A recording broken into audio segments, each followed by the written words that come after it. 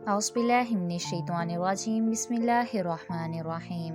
حضرت اس نے ایک خواب دیکھا کہ 7 موٹی گائیں ہیں اور 7 دبلی گائیں۔ وہ دبلی گائیں موٹی گایوں کو کھا گئیں، اور 7 سرسبز شاداب بالیں اور 7 خشک، پھر خشک بالیوں نے سرسبز کو کھا لیا۔ تفسیر حقانی میں ہے کہ بادشاہ نے خواب ان 2 قیدیوں کے نکلنے کے بعد دیکھا۔ خواب یہ ہے کہ 7 موٹی اور خوبصورت گائیں نکلیں اور نستان میں چرنے لگیں، پھر 7 گائیں بد شکل اور دبلی دریا سے نکلیں اور گھاٹ پر آ کر کھڑی ہو کر ان موٹی خوبصورت گایوں کو کھا گئیں۔ بادشاہ بیدار ہوا، پھر سو گیا۔ دوبارہ پھر دیکھا کہ سبز اناج کی بڑی ہوئی 7 بالیں ایک ٹہنی میں ظاہر ہوئیں، پھر 7 بالیں دبلی پتلی اور خشک نکلیں، پھر ان ہری بھری بالیوں کو کھا گئیں۔ صبح کو بادشاہ گھبرایا ہوا بیدار ہوا، مصر کے دانشمندوں سے دریافت کیا، دانشمندوں کی سمجھ میں تعبیر نہ آئی۔ تب ساقی کو حضرت یوسف علیہ السلام کی یاد آئی۔ حضرت یوسف علیہ السلام کا کمال صبر و استقلال اور جلالت قدر کا اندازہ کیجیے کہ ساقی کو ملامت بھی نہ کی اور کئی برسوں تک بھولنے کی بنا پر جھڑکا بھی نہ تھا۔ اسی وقت خواب کی تعبیر دے دی، جیسا کہ فرمان ہے، تم کھیتی کرو گے 7 برس جم کر، جو کاٹو اس کو چھوڑ دو اس کی بالیوں میں، مگر تھوڑا سا جو تم کھاؤ، پھر آئیں گے اس کے بعد 7 برس سخت، وہ کھا جائیں گے جو رکھا ہے تم نے اس کے واسطے، مگر تھوڑا سا جو روک رکھو گے بیج کے واسطے، پھر آئے گا 1 برس اس کے پیچھے، اس میں بارش برسے گی لوگوں پر اور اس میں رس نچوڑیں گے۔ پھر ساقی نے یہ سب معاملہ بادشاہ سے کہہ سنایا، اور بادشاہ نے ساقی کی زبان سے پہلے بھی کچھ جملے حضرت یوسف علیہ السلام کی تعریف میں سنے تھے۔ پھر تعبیر کا معاملہ دیکھ کر ان کے علم اور دانشمندی اور جلالت قدر کا قائل ہو گیا، اور بغیر دیکھے کہ مشتاق بن کر کہنے لگا کہ ایسے شخص کو میرے پاس لاؤ۔ جب بادشاہ کا قاصد یوسف علیہ السلام کے پاس پہنچا اور بادشاہ کے طلب کی اشتیاق کا حال سنایا، تو حضرت یوسف علیہ السلام نے قید خانہ سے باہر آنے سے انکار کر دیا اور فرمایا کہ اس طرح تو میں جانے کو تیار نہیں ہوں، پہلے میرے اس جرم کی تحقیق کر لیں جس میں مجھے قید کیا گیا تھا، جن کے روبرو عزیز کی بیوی نے مجھے بلایا تھا، پھر ان کے ہاتھ چھری چاقو سے کٹ گئے تھے۔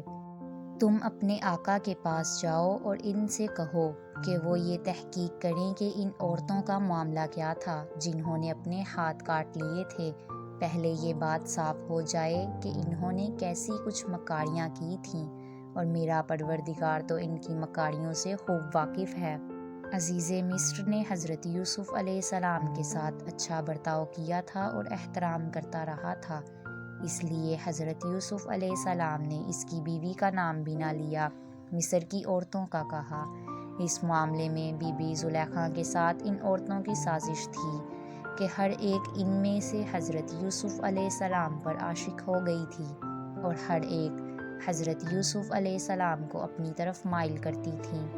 پھر ناکامی کی صورت میں سب نے مل کر عزیز کی بیوی کو قید کا مشورہ دیا۔ غرض بادشاہ نے ان عورتوں کو بلایا اور کہا، صاف صاف بتاؤ کہ اس معاملے میں اصل حقیقت کیا ہے۔ وہ سب ایک زبان ہو کر بولیں، پاکی ہے اللہ کی، ہم نے اس میں کوئی برائی نہیں پائی۔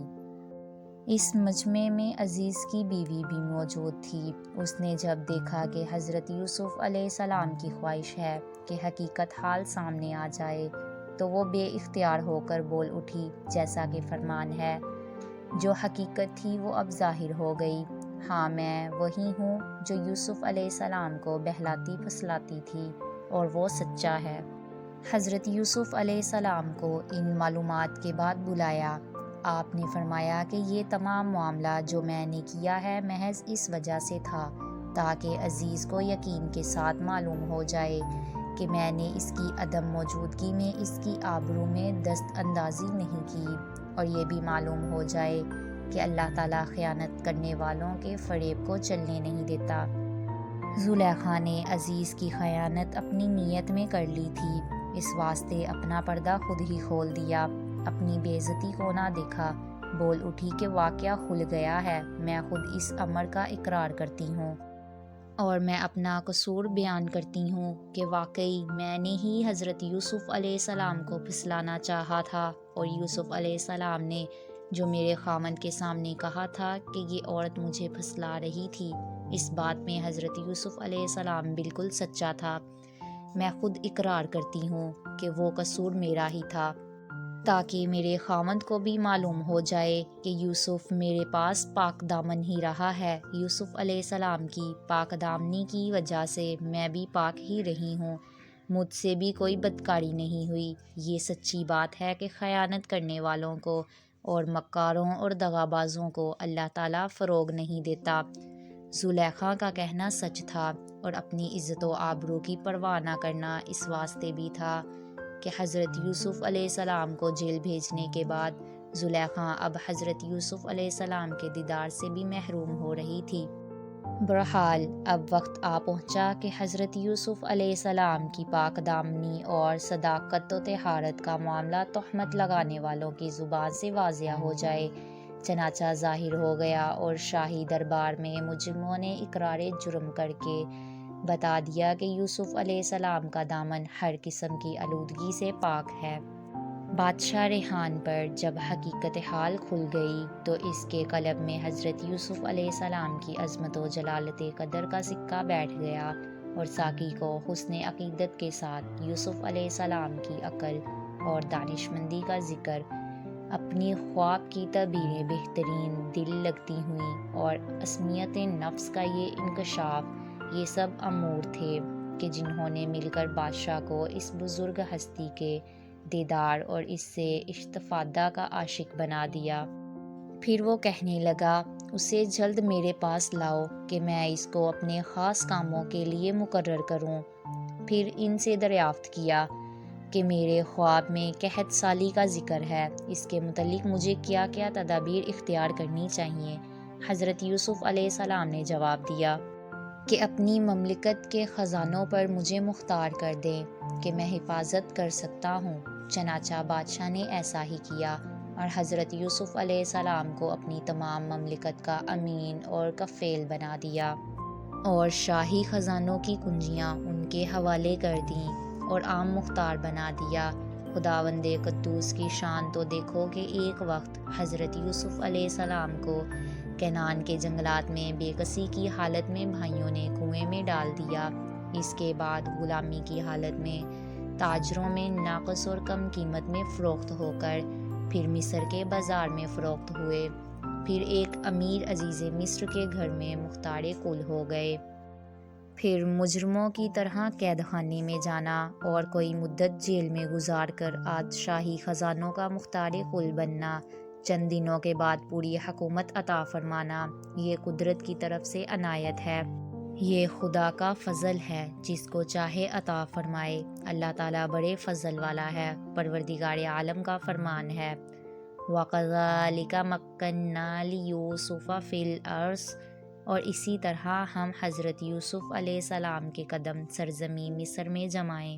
بہرحال جب حضرت یوسف علیہ السلام کو ملک کے تمام خزانوں پر مختار دے دیا، پھر عزیز مصر فوت ہو گیا۔ اس کے بعد یوسف علیہ السلام کو مختار کل بنا دیا گیا۔ یوسف علیہ السلام نے ایک وسیع مکان بنوایا اور تمام ملک سے محصول قلیل و کثیر جمع کر کے اس مکان کو بھر دیا۔ اس طرح 7 سالوں کے لیے پیداوار جمع ہو گئی۔ پھر قحط شروع ہو گیا۔ 7 سال کا کچھ بھی کسی کے پاس نہ رہا۔ بھوک کی شدت میں ساری دنیا مبتلا ہو گئی۔ خود حضرت یوسف علیہ السلام نے کبھی بھی پیٹ بھر کر کھانا نہ کھایا، مسکینوں غریبوں کو کھلاتے رہے۔ غنی اور فقیر سب دگلے ہو گئے۔ جو لوگوں کا مال متاع تھا سب ختم ہو گیا، تو مصر کے سب لوگوں نے اپنی جان کو غلامی میں دے کر کھانا پینا شروع کیا۔ سب لوگ مصر کے حضرت یوسف علیہ السلام کے غلام ہو گئے، لیکن یوسف علیہ السلام نے قحط کے ختم ہونے پر لوگوں کو آزاد کر دیا۔ جب قحط کا اثر تمام ملک میں عام ہو گیا تو پتہ چلا کہ مصر میں غلہ ملتا ہے۔ پھر غلہ کے لیے قافلہ کینان کا مصر جانے لگا، تو برادران یوسف علیہ السلام نے بھی اپنے والد حضرت یعقوب علیہ السلام کی خدمت میں عرض کیا کہ مصر میں عزیز مصر نے غلے کا انبار کھولا ہے، اجازت ہو تو جو کچھ ہمارے پاس ہے ہم بھی لے کر جائیں۔ حضرت یعقوب علیہ السلام نے اجازت دے دی۔ بغیر بنیامین کے سب بھائی اپنی اپنی اونٹنیوں پر سوار ہو کر مصر چلے گئے۔ باقی کا واقعہ ہم اپنی اگلی ویڈیو میں بیان کریں گے۔ اسی کے ساتھ ملتے ہیں اگلی ویڈیو میں۔ اپنا خیال رکھیے گا۔ اللہ حافظ۔